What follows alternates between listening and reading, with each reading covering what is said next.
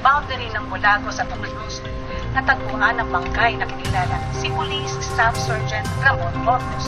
Matatanda ang isa si Ormos sa mga checkpoint police na nag-inspect ng truck na nasa kote ng Molagos Police at naglalaman ng illegal na droga.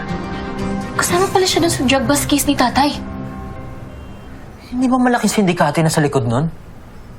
Hindi kaya may kinalaman yung pagkamatay niya ron? Posible.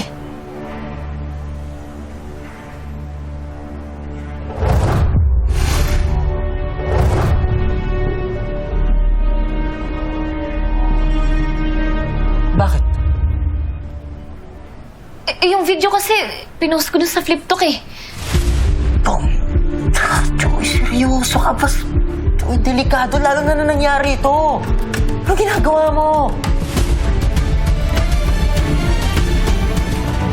Sablay na sablay eh.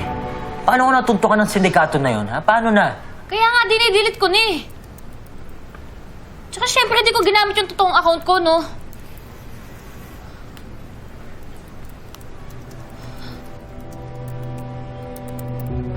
Yan, okay na. Pati account, deleted na.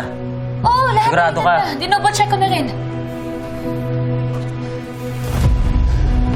Mabuti na lang halos wala rin viewers.